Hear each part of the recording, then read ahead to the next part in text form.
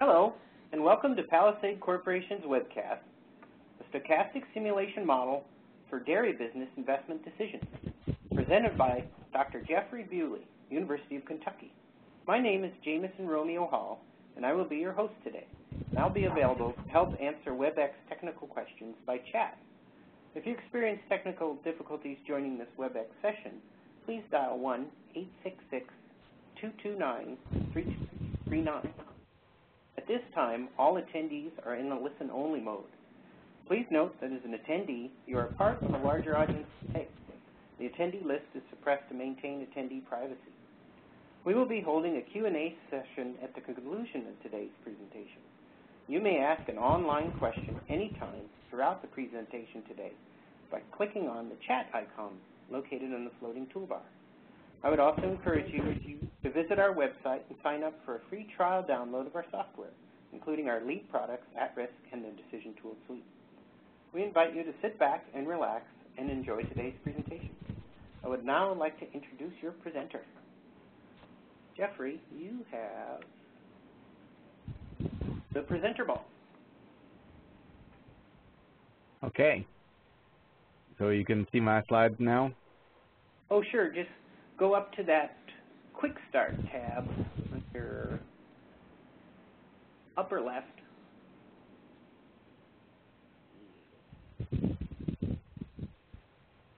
And then looks good. Perfect.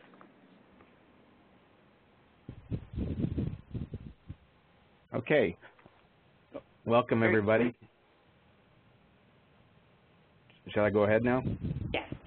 Looks good. Okay. Welcome, everybody. I appreciate everybody coming to attend the webinar today.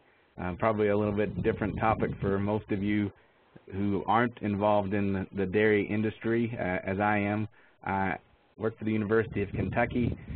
My job here on the faculty primarily is working with dairy farmers. I work in the Cooperative Extension Service, and my job is to help dairy farmers make better decisions and help them improve the lives of themselves and of the cows that they work with. And I also do some research and do some teaching here on campus. And the model that I'm going to be presenting today is the result of part of my PhD work, actually, that occurred at Purdue University, working with my advisor, Dr. Mike Schutz, along with a team of other economists and scientists there, Mike Bolge, Alan Gray, Henk Hogeveen, actually from Utrecht University, and Susan Eicher at Purdue. And now that I'm here at the University of Kentucky for the last few years, I've moved on to working with my graduate students on taking this model to new levels, and my current graduate student, Di Liang, is working on taking that model to the next level and making some modifications. So I thought that a good place to start would be to just give some background on the dairy industry, given that probably many of the people on the call are not that familiar with what the dairy industry is. And we'll talk a little bit about something called precision dairy farming, which is one of my main areas of research, go into some of how we developed the model and how we could use the model and where we're planning on going with the model moving forward. So I think when most people think about the dairy industry, we tend to have this idyllic image of old McDonald's farm where maybe everybody has one of everything, one cow, one pig, one chicken, etc. And we do think a lot about the family farm, and going back to the days of Thomas Jefferson, a lot in our culture here in the United States focuses on the value of the family farm to our culture. And certainly we do still have a large focus on family farming. In fact, over 98% of the dairies in the United States are family farms to this day. They just look a little bit different probably than that idyllic old McDonald farm. That it's not necessarily better or worse, it's just different than where it was. We've actually moved to where we have quite a bit of technology on our farms, and we see a couple pictures here of a dairy farm where the cows milk on a carousel. Rotary parlor is what we call them, so it's kind of like a merry-go-round. They get on and get off the the parlor, and we can run quite a few animals through that parlor very efficiently, very quickly, and minimize the amount of time that they spend in the milking parlor. And then on the bottom right there, you see a picture of a cow that's actually being milked by a robotic milker. So when actually there's no people involved in the milking process directly, the cows come in on their own, and they're milked 2 or 3 times a day, their choice, actually how frequently they come in, and they're milked by the robot. So we do have a lot of different technologies on the farms today. And again, we probably think about the dairy and that nice simple life, but in reality, the dairy is actually a pretty complex system. We do have a lot of traditional science areas that the dairy producer needs to focus on, things like feeding the cows right, breeding the cows, putting out a good quality product, the health of the animals, raising replacement animals, how we handle the animals, the well-being of the animals, the facilities that we manage the animals with. And of course, we also do a lot of business management. The dairy producer is by nature an entrepreneur and needs to think about things like marketing the milk and waste management, business management, human resources, risk management, and business strategy. So it is a complex system, and there's lots of questions that we all have as far as how to manage that dairy system. Just to give you kind of an update on where we are in the dairy industry today, we do have larger herds. The average size of the U.S. dairy is around 150 cows right now. We do have more volatile milk prices. Milk prices swing quite dramatically from year to year or month to month, and that focuses dairy farmers really strongly on improving management skills so that they can manage that risk that's associated with these dramatic swings in milk prices. We do have producers and managers that are improving computer skills. Certainly some older farmers probably still don't have as much knowledge about using computers, but when we talk about the dairy producers that are in their 20s and 30s and 40s, generally we're talking about a pretty technically competent group of people. We also have more focus on automated solutions to managing the farm, managing the cows, and more focused on animal welfare issues. Certainly, this is something that we all see in the news. We're all very focused on how do we best care for the animal to make sure that that animal has a good life while she's on the dairy farm. We also have a lot of information. We have a lot of information that comes in through various measures, just simple things just like milk production and body weight, and we really probably don't fully utilize that information yet, and we're looking more and more toward how we can better utilize information on the dairy farm. That being said, there are some barriers and limitations to decision-making processes on the dairy farm. Oftentimes decisions are driven more by what the neighbor's doing than by actually analyzing a decision. Our producers are really accustomed to receiving lots of information and tools for free, either from services like the Cooperative Extension Service or through the companies that they buy products from.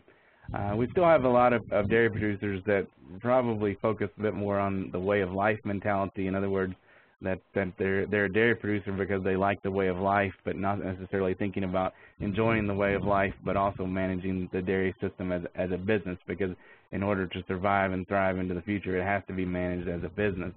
And another challenge that we have lots of new technologies, but not as much data necessarily from them sometimes as what we like to have in these new technologies. There are a lot of opportunities, though, because the dairy managers are more versed in data management, in managing computers, in making decisions based on finances. They do see the need to combine their cow skills, which is probably what got them into the business, the fact that they enjoyed working with cows and understood cows. And the other thing that's creating an opportunity is there is a need for more rapid decision-making, more formal decision-making and intervention, because we are focused more and more on food safety, more on animal welfare, more on the impact of the dairy farm to the environment, and we do have these tighter margins and volatile milk prices that change the way that we manage the dairy system. When we think about the dairy, it's really a neat opportunity to look at risk management and an ideal setting for stimulation. The dairy is fraught with uncertainty. There's lots of uncertainty on the dairy farm. First of all, how much does each cow give in terms of milk production, the uncertainty related to milk price, uncertainty related to whether or not the animal conceives when she's bred, whether or not we have a female or a male calf. And in the dairy industry, unfortunately, the males are not that much of a useful product. We get milk from females, so that's what we'd like to have is more females. We have diseases, various diseases that we'd like to control and we work to minimize, but whether or not those animals are infected with diseases and to what level, there's a lot of uncertainty there. Injuries, certainly death is another risk that occurs, and lots of economic uncertainty, inflation, interest, and prices, and so forth. So it's really a neat model to look at risk management and simulation. So we think about dairies and how they make decisions. Well, I like to think about where we are now and where we're going in the future. Really now, most decisions are based on standard recommendations, thumb rules, consultants that may give advice. Oftentimes it's what the neighbor did, what my dad did, what my grandpa did, and then maybe we even move to doing some back-of-the-napkin kind of calculations, maybe even some simple spreadsheets at times, and that really characterizes most of the way most decisions are made by dairies. There are certainly exceptions to the rule, and larger dairies are going to be more apt to develop more formal tools for evaluating decisions, and I see that trend where we see our leading dairies moving more now toward doing formal investment analysis, trying to consider in some of this uncertainty related to price, these biological risks that I talked about, weather risks and so forth, and then really trying to use these decisions and making better decisions as a form of competitive advantage. So one of the areas that I'm really interested in, and that really got me into this area of simulation, is something called precision dairy farming. And essentially, with precision dairy farming, what we're doing is we're using technologies to measure things at the physiological, behavioral, or production level on individual cows. We're not trying to replace people by any means. We need good trained herd people to manage the animals, but sometimes we can't pick up things with our own eyes as well as what a technology might be able to do. So we're trying to supplement the skills of our herd people and go back to focusing on animal health and animal performance at the cow level using these technologies. With these technologies, hopefully we can make more timely, more informed decisions, minimize the use of medication, particularly minimizing antibiotics, and focus more on preventive health as opposed to treatment. Ideally, then, all of these things through precision dairy farming would allow us to optimize the economic, social, and environmental performance of the farm to improve the sustainability of that operation. Hopefully with these technologies we can improve animal health, animal well-being, increase efficiency, reduce cost, improve product quality, minimize the impact of the dairy farm on the environment, manage some risk better, and provide us some more objective ways of monitoring animals. So just a few examples of the kinds of technologies that I'm talking about. The most basic level, we would just be talking about recording milk yield for individual animals. We have pedometers that would count number of steps, primarily to indicate when that cow's in heat, in other words, when she's ready to be bred. We have milk conductivity indicators to measure the conductivity of the milk as an indication of mastitis. Different systems for catching when the cow's in heat, when she's ready to be bred, systems to measure body weight, and systems to measure temperature also. And we've worked with quite a few of those different systems here at the University of Kentucky and at Purdue University. New monitors that have been proposed to measure jaw movements or rumen pH, heart rate, GPS systems, feeding behavior, odor sensors, acoustic monitoring to monitor chewing behavior. Progesterone is a pregnancy hormone, different blood analyses, respiration rates, and automatic body condition scoring, which is something we've worked with. So lots of different things that we're looking at here in terms of measuring what's going on with the individual animal, that we can really hone in on what's going on so that we can better manage that animal, prevent disease, catch diseases sooner so that we can deal with them faster, know when to breed the cows, to improve the longevity of the cows, and so forth. One of the challenges that we found was to start looking at these technologies. There's lots of these technologies out there. I've just listed just a few, actually. They're being marketed to dairy producers, but when a dairy producer looks at these kind of technologies, some of them can be fairly expensive, and the question comes, well, should I invest in this technology or not? And what we'd like to do, ideally, as scientists, we'd like to do some before and after, or adopter, non-adopter studies to actually determine what the true economic benefits of adopting these technologies are. But those studies actually are quite expensive to do. They're very complex, and we really need to evaluate these investments when there's not a lot of data available, particularly for early adopters, the ones that are going to see the most benefit. We need to be able to identify whether or not this is going to be a profitable investment. So that's where we set out to develop this model, the stochastic simulation model that we have here, that's used to help dairy producers make investment decisions for investing in precision dairy farming technologies.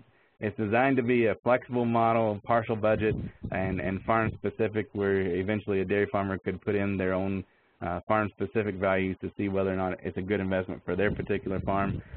We stochastically simulate what happens on the dairy farm for a 10-year period, and what we're looking at is what are the benefits in adopting some of these technologies for improved productivity, animal health, and reproduction.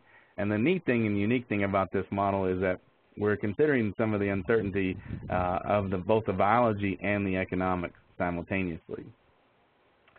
So obviously we're using the at-risk add-in to do this Monte Carlo simulation, taking random drawings from distributions for multiple stochastic variables, representing the impact of different combinations of stochastic variables on the financial or production metrics that we're interested in, and we do use the Latin hypercube sampling, and we have a fixed seed so that we can make sure that we get the same results each time.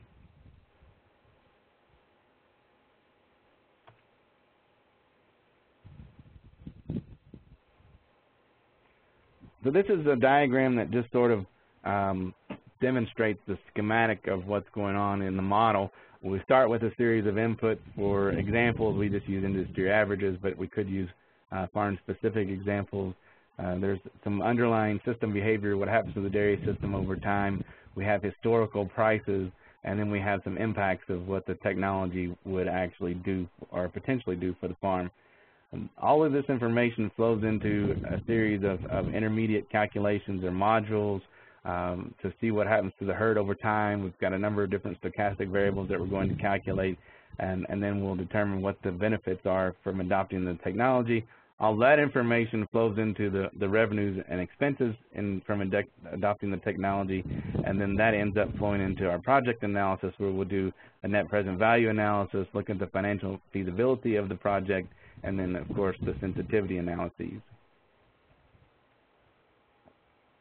This diagram just shows some of the different modules within the model.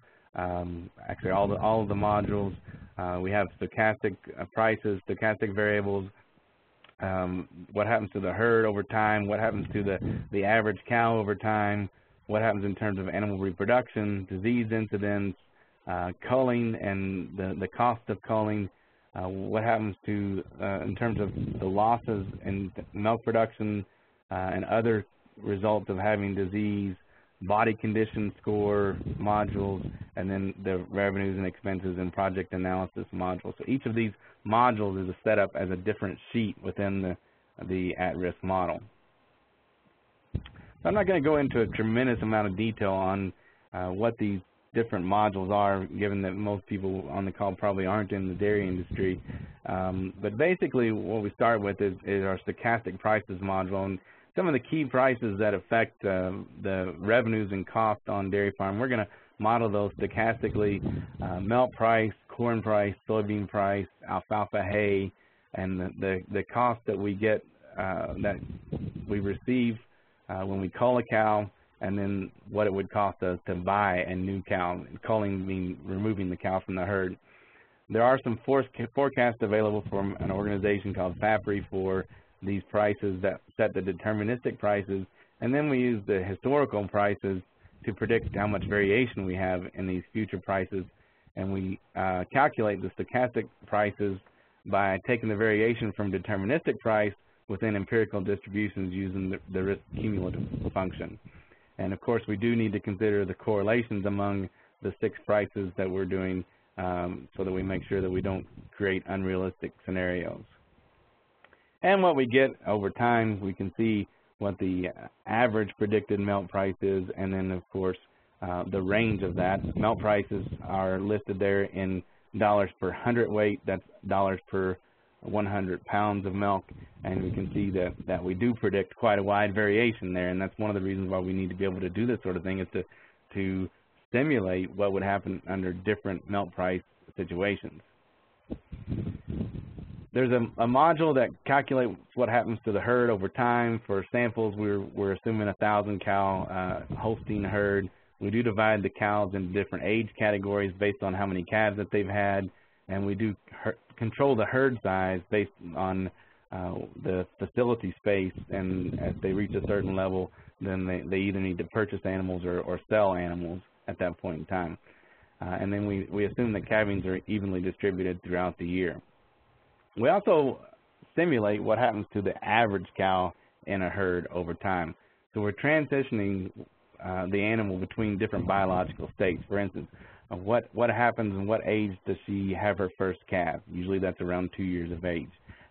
What's the interval between calvings from one calf to the next? Usually that's around 13 to 14 months.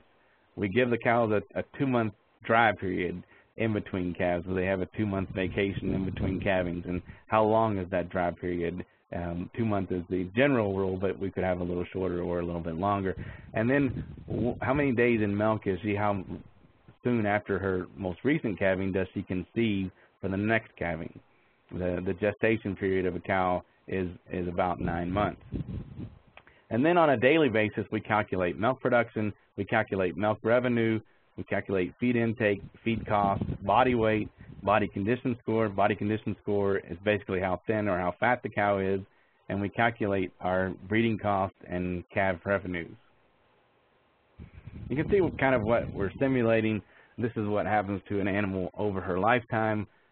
She's going to produce a little bit less milk in her first lactation after she has her first calf. This is her dry period, her vacation.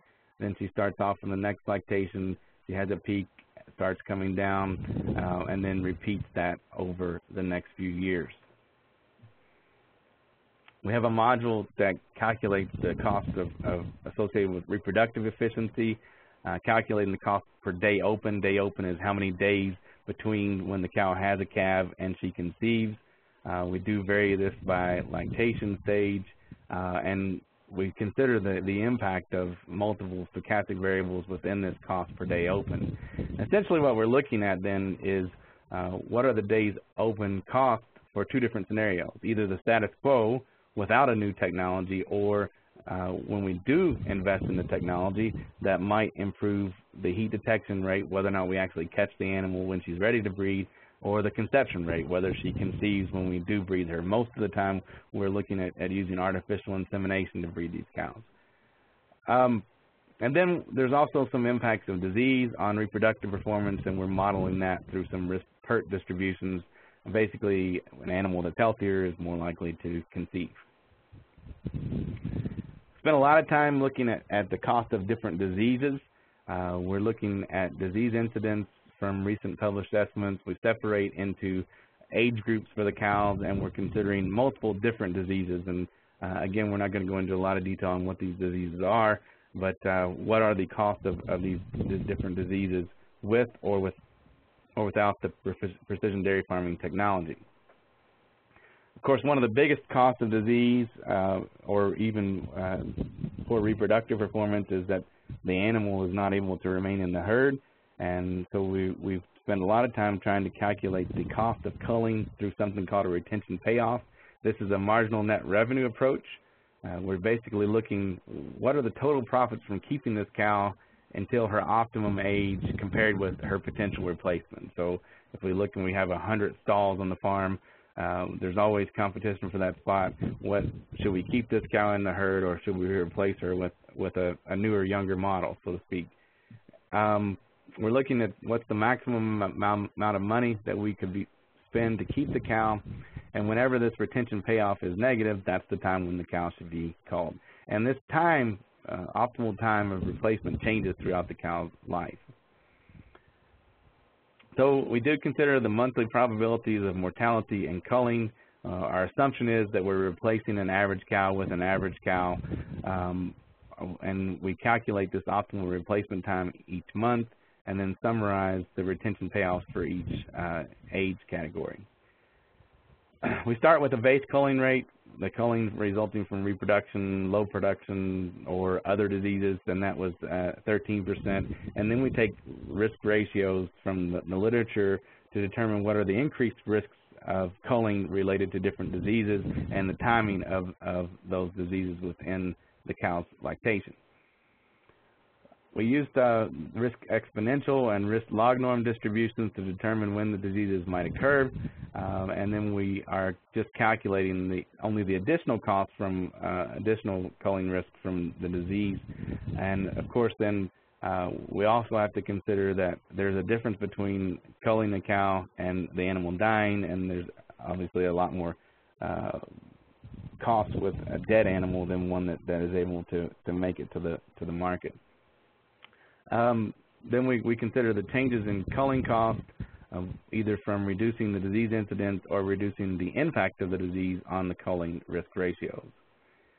Of course, every time we have a disease, there's concern about reduced milk production, so we're calculating this on a weekly basis with the risk PERT distribution, and consider the revenues from additional milk produced with disease reduction.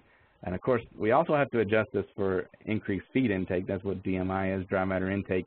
So actually there is a benefit of reduced milk production. That's the cows eat a little bit less, so we have to consider that also, and we did do that. There are other disease costs, labor costs involved with handling those animals, vet costs, drug costs, discarded milk. One thing that anytime we treat an animal with an antibiotic, that milk does not enter the food supply in all systems, so there's a cost to that discarded milk that we have to consider. And we used some previous estimates adjusted for inflation to calculate what these disease costs would be. All of this information then flows into our revenues and expenses module. We're calculating what are the revenues from investing in this technology, so what happens in terms of reduced culling, reduced death, reduced veterinarian drug costs, the labor, discarded milk, the milk production that we don't ever see, reproduction, and energy efficiency. And then the expenses associated with buying the technology, maintenance fees, replacement parts, labor costs, and utility costs also. We did have to consider a management level adjustment, so we created a best management practice adherence factor. It's basically what's the likelihood that this particular operation is going to observe the maximum benefits in investing in the technology, and that was determined using a comparison of the herd's average milk production compared to the national average.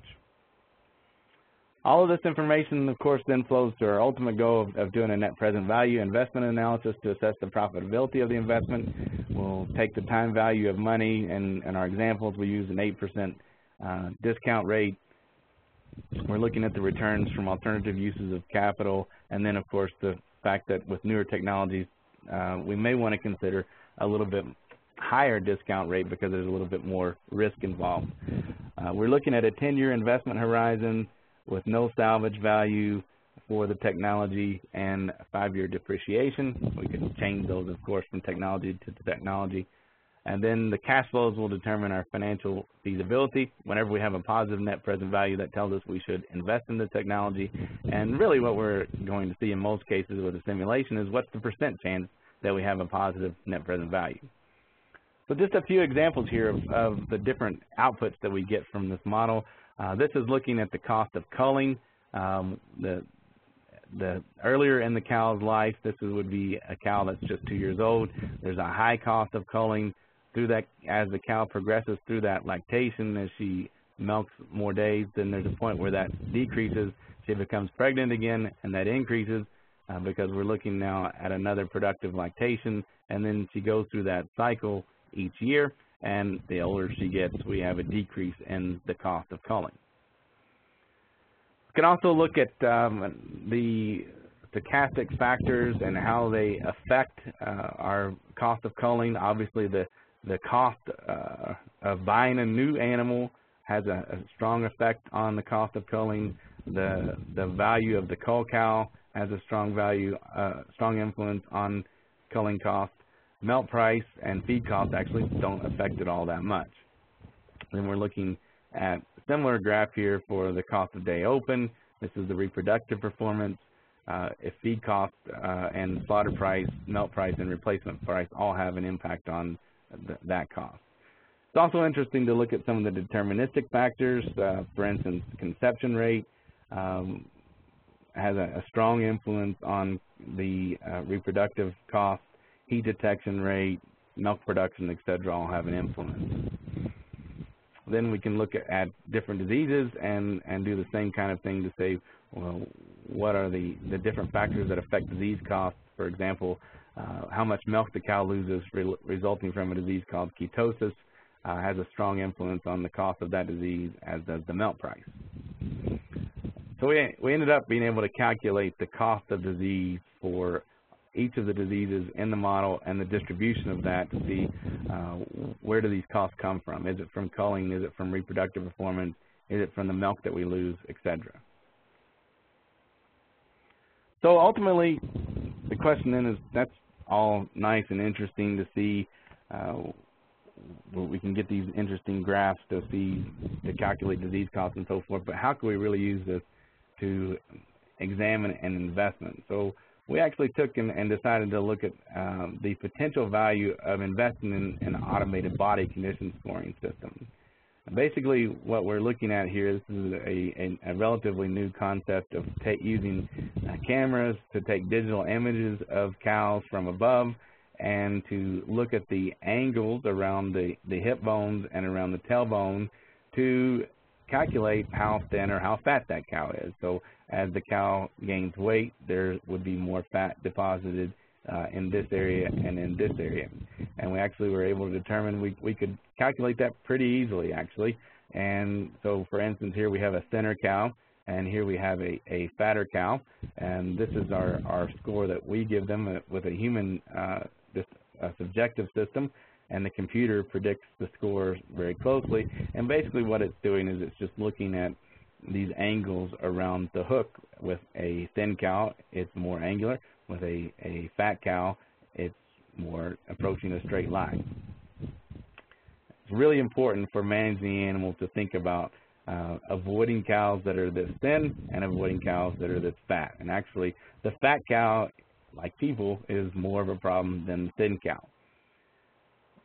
We're developing these technologies currently here at the University of Kentucky, and we're trying to look and see what are the factors that might affect the influence of profitability in investing in this system. We did use some expert opinion surveys to get at these numbers. So we did an expert opinion survey. We polled 45 experts about animal nutrition.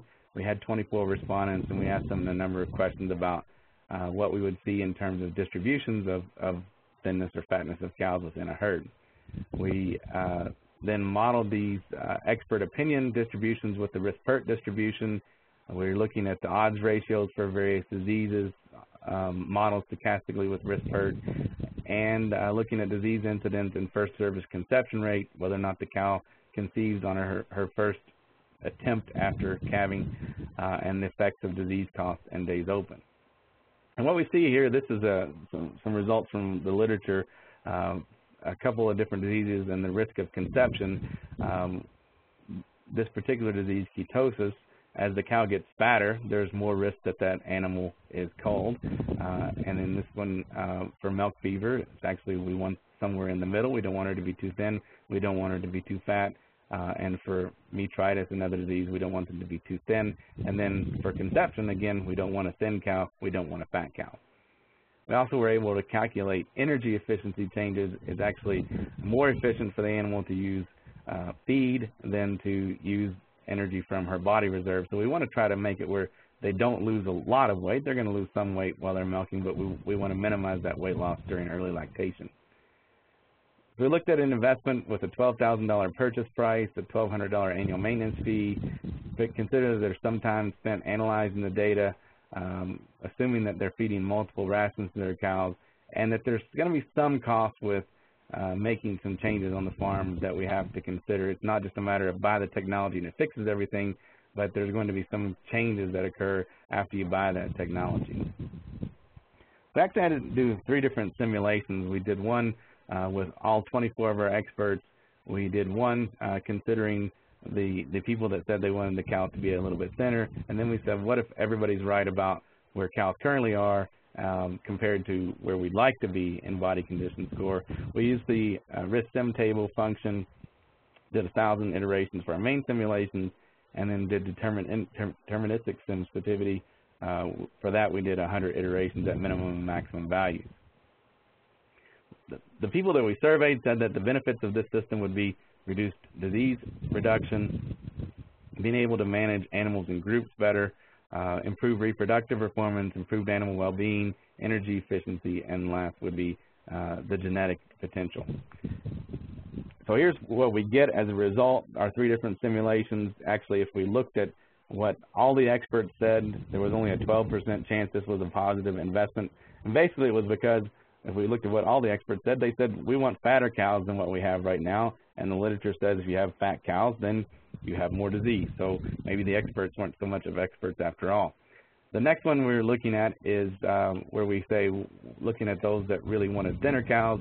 And in that case, they had a 38% chance it was a positive investment. And then the last one is what if everybody was right about where we are right now, and the selected experts were right about where we need to be, and then there was an 86.6% chance that we would have a positive net present value. Again, it's kind of interesting to look at what are the factors that affect the profitability of the investment. First of all, we can see here that most of the impact is in terms of improved reproductive performance, the next one being energy efficiency, and these disease costs actually were relatively small. The biggest impact of our stochastic factors was the variable cost increase, that there's going to be some cost associated with buying or making some management changes after you invest in the technology. Then the other is basically is what's the true impact of the disease on animal health and production, and so there's some uncertainty there, of course, and those would be the other things that affect the profitability of the investment. It's kind of interesting that if we look at this, this is the percentage change in cows that are at the right level, in other words, the cows that aren't too fat.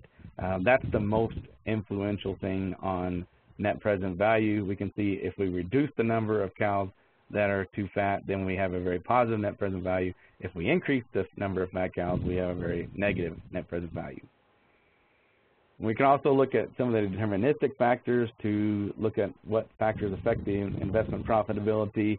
In this particular case, this technology makes more sense for a large farm than for a small farm. It makes sense for a better manager than a poorer manager. It makes more sense for a high milk production herd than a low milk production herd. It's a more profitable investment with a cheaper purchase price, and a more profitable investment with a higher incidence of ketosis, the disease that the cows get when they're too fat. So what can we conclude from all this? Well, first of all, I think that we would say that our recommendations for what the ideal body condition score probably need to be re-examined. The profitability of investment in a technology depends on what's the current distribution of how fat or how thin the cows are within the herd, what's the true magnitude of the negative effects of either having too thin or too fat cows within the herd, and what's the ability of the management to make changes after they buy the technology, not just what's the benefit of buying the technology, but how do you use that technology. The analogy that I always use is that it's like buying a treadmill and you don't do anything with it. You don't get on the treadmill. Well, purchasing it wasn't a good investment. You actually have to use it to make it work. And then we found that, of course, that herds that had problems with managing the body condition score were the ones that would benefit most from investing in the technology. And of course, this model could be used by individual producers to look at investments in these technologies. I just want to acknowledge again my colleagues who have worked with this, certainly not a one-person activity, and look toward the future. I think this is kind of exciting area to work in. I think there's a lot of potential for stochastic simulation as a risk management tool for dairy farms. The uncertainty that's inherent in the system really necessitates that we have this kind of decision support. I would like to see, either in my work or other people's work, incorporation of more robust utility functions. Certainly economics is not the only driver of decisions. We do have to think about things like the well-being of the animal, the environment, and so forth, and how we can figure those out. It is important to have collaborative efforts in these types of model development, and really we need to make sure that we develop user-friendly models that involve managers of dairy farms in developing the model. And along those lines, I think it's important to recognize that education and adoption process of these kinds of decision models is definitely a hurdle, and for the reasons that I mentioned early in my presentation. So hopefully you can see some potential applications for stochastic simulation and looking at profitability analysis for many different kinds of operations. In our particular case, we're looking at a dairy farm, but there would be many other opportunities to do that for all businesses and lots of different kinds of decisions for all businesses. With that, I'll stop, and Jameson, I guess we said we want to leave some time for some questions. Thank you, Jeffrey. Thank you so much. This is a great resource. I have one question. Have you had any resistance taking quantitative analysis out into the field with in the dairy industry? Have you heard anybody say that, oh, I'm not going to believe any of that, or any kind of resistance at all that you've come across? Sure. I think the main resistance is that the traditional model is to make decisions more based on gut feel. So there is some strong resistance to that. It's a matter of sitting down and taking the time to work through that sort of thing, and there's definitely resistance to taking the time to do that. And when some of your analysis shows something that's counterintuitive, have you had anybody get upset, or when they realize that some long-held beliefs may actually, under the scrutiny of your analysis, come out completely different? I think probably the closest thing would be with some of the technology manufacturers that they would like to assume that there's a 100% chance of a positive net present value, and in reality, not much in the world works that way. Oh. Well, let's take a few questions. Folks, if you have any questions, you can use the chat panel and type them in, and I'll read them out. That way we can all hear them, and the recording too.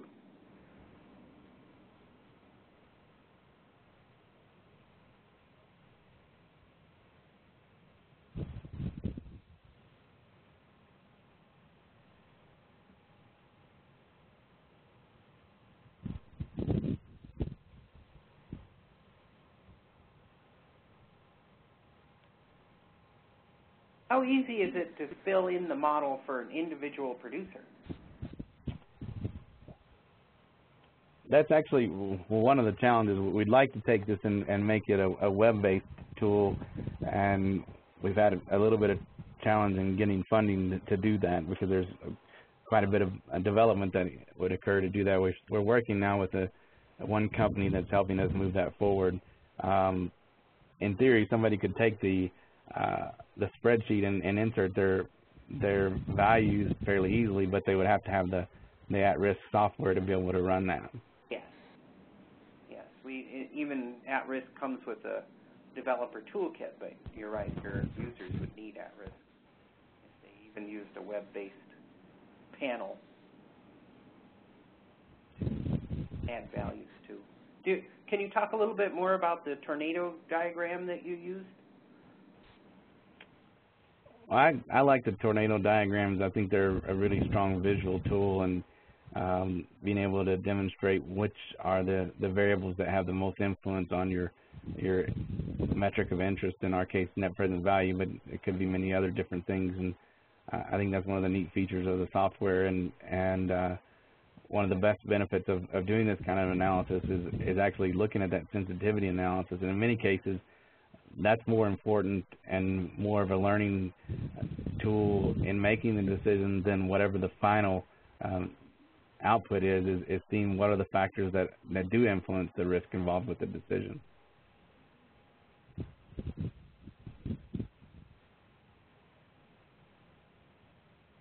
It's neat. Our 6.0 that's coming out, the new version has a tornado diagram that goes both ways, basically. It's very interesting how it displays. Sounds good. And if anybody out there wants to play around with it, certainly go to our website and you can get a free trial. And if you find that in 2 weeks you need a little bit longer, you can email me. You can email me at the host, Webcast host email too. I'll also be able to. Do we have any other questions?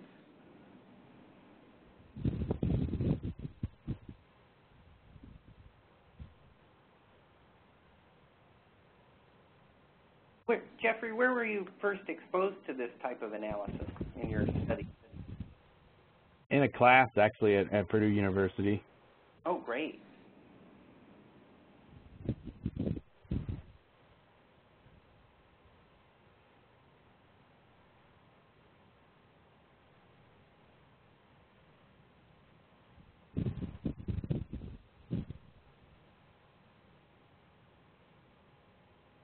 Well, here's one.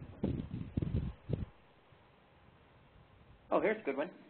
Do you believe that a farmer would be interested in filling in the model by himself and comparing some scenarios, or would that be too demanding or difficult, given that he's traditionally been using the back of an envelope? Good question, and I think it's going to vary a lot from farmer to farmer. I think some more progressive, technology-focused farmers would be. I think others are probably comfortable with just using the back of the napkin. But no doubt that it's not a one-size-fits-all situation, and not everybody would want to use this kind of a tool. Well, generally, a farmer is a person who can fix anything, and we're hoping that the same kind of brain that is able to fix anything is able to, once they come across a couple some of the learning curves kind of steep, but I think I'm hoping that the skill set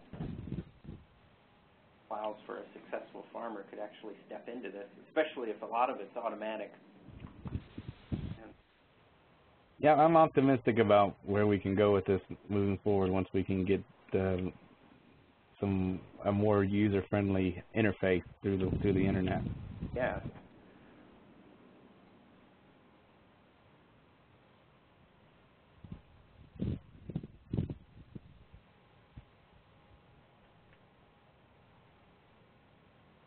Oh yes, that's one of our attendees points out that if there's a ready-made model that can be part of the interface, that would.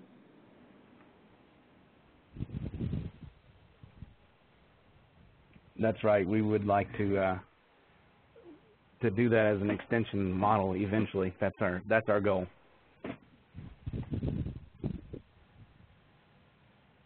I've seen that in other industries, especially in the utilities industry, in terms of pricing.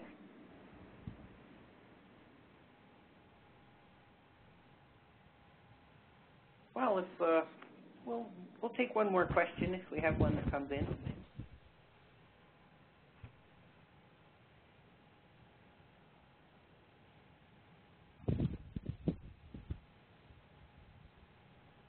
And if you're sometime in the future and you're watching this recording, Jeffrey's slide is here, and he'll certainly be willing to answer any questions that come up. And if you can think of anything after we conclude the webcast, feel free to contact us. Yes, I'll be happy to answer anything by phone or email. Great. Jeffrey, thank you so much for this webcast. It's going to be an excellent resource on our website, and this was really informative today. Thanks for having me. Yes, and thank you, everybody. Thank you for coming.